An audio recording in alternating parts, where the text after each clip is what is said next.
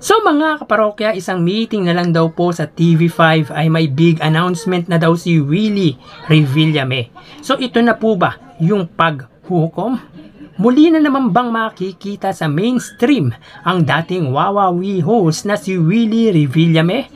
If sa TV5 nga ito mapupunta ay magandang balita ito para sa taga-suporta ni Willie Revillame, and of course good news ito para sa TV5 network. Dahil malaking tulong sa network ang muling pagbabalik ni Kuya Will sa kapatid network na pagmamayari ni Manny V. Pangilinan. At alam naman natin kung gaano kagaling mag-market si Kuya Will or Willie Revillame. Proven and tested na ito pagdating sa pag-market ng isang produkto or isang show. Kung tuloy na ito, ano kayang time slot na babagay si Willie Revillame? Sa akin ay pre-prime time to bago mag-frontline Pilipinas. Kayo mga kaparokya, ano sa palagay niyo? Comment down below mga kaparokya. Samantala, upon checking sa Wikipedia ng Meralco Theater ay mukhang gaganapin sa nasabing event place ang 45th year anniversary ng Eat Bulaga. So under construction daw di umano ang lugar at possibly by July 30 ay bubuksan na daw ito sa anibersaryo ng Eat Bulaga. So kung dito nagaganapin ang Eat Bulaga ay mas accessible ito kesa sa Kainta sa APT Theater. Pero magkaganon man ay good news ito for the part of Eat Bulaga dahil lalawak na po ang venue ng Legit Dabarkads at ng Eat Bulaga. So talagang special ang Eat Bulaga para kay Manny Pangilinan. So talagang pinaghandaan niya pa ng malaking venue ang mga legit Dabarkads. So tara ating alamin ang ikalawang yugto ng ating online viewership. Para sa Eat Bulaga Under TVJ Facebook page na may 2.1 million followers at sa It's Showtime naman na may 17 million followers. So as of 1:32 PM, makikita po natin dito mga kaparokya na nag-start na po ang Zelda ng kahapon starring Joey De Leon at sila ay may 11.7 thousand live viewers. Ang It's Showtime naman, dito makikita po natin na ang segment nila ay ang Especially For You at sila ay may kasalukuyang live viewership sa Facebook na 7.4 thousand viewers. So click po natin mga kaparokya para makita po natin yung actual live viewership ng dalawang bigating noontime show. Para po sa Eat Bulaga, sila ay may 11.7 thousand live viewers at ang It's Showtime ay may 7.4 thousand live viewers.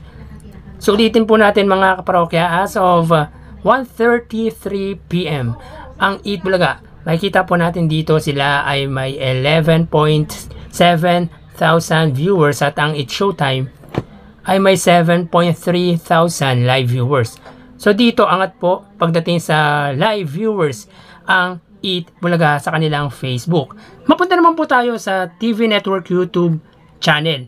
So para po sa Eat Bulaga under TV5 Philippines na may 1.71 million subscribers at sa It's Showtime under ABS-CBN Entertainment na may 47.2 million subscribers.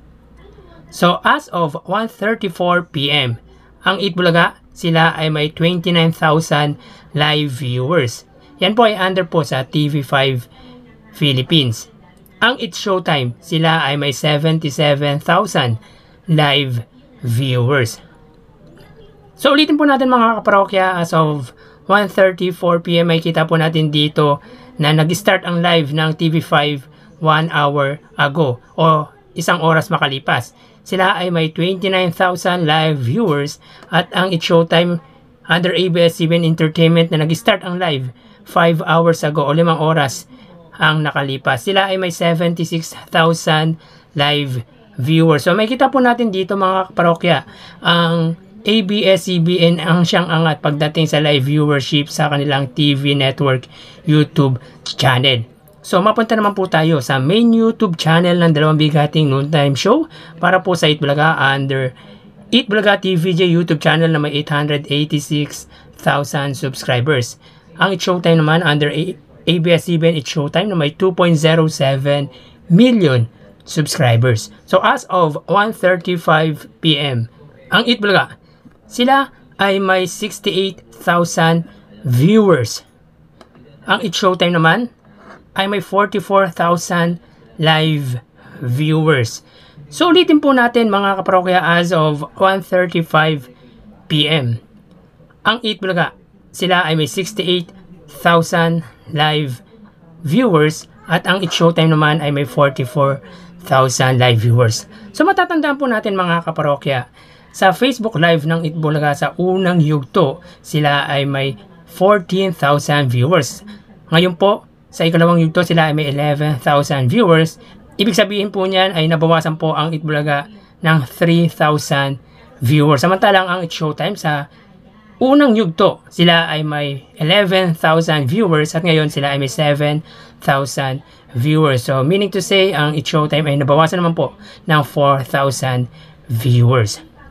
Sa TV network naman po mga kaparokya, ang Eat Bulaga ay may 28,000 or under po yan sa TV5 Philippines. At ngayon sila po ay may 29,000 viewers. So ibig sabihin naman po ang TV5 ay tumaas po ang viewers ng 1,000. Samantalang ang Eat Showtime na may 90,000 sa unang yugto, ngayon po sila ay may 77,000. Ibig sabihin ay nabawasan po ang viewers ng Eat Showtime ng 13,000 viewers. Ang main YouTube channel naman po ng Eat Bulaga sa unang yugto ay may 71,000 at ngayon po ay may 68,000, meaning to say sila ay nabawasan ng 3,000 viewers. Ang Eat Showtime naman po sa unang yugto ay may 58,000 at ngayon sila ay may 44,000 viewers. So ibig sabihin nabawasan po ng 14,000 viewers ang Eat Showtime. So dito lumalabas po na both main YouTube channel ng dalawang noontime show ay nabawasan po ng viewers. Pero mas mataas po ang nabawas sa Eat Showtime. Bali ang total na nakuha ng Eat Bulaga ay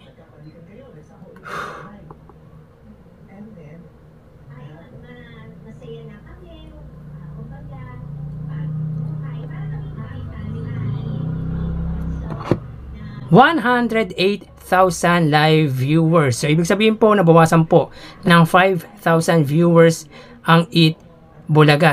Sapagkat sa unang yugto, sila ay may 113,000 at ngayon po ay may 108,000. Ang Eat Showtime naman po ay may 153,000 total live viewers sa kanilang both Facebook at YouTube. At ngayon po, sila ay may total na 128,000 live viewers. So, ibig sabihin po nabawasan po ang Eat Showtime ng 25,000 viewers sa ikalawang yugto. So, yan po lumalabas sa kanilang online viewership as of 1:39 PM at mamaya po magbabalik po tayo sa huling yugto ng ating online views update ng dalawang bigating noontime show dito sa bansa. Magpapaalam na po ako pansamantala. Thank you and God bless.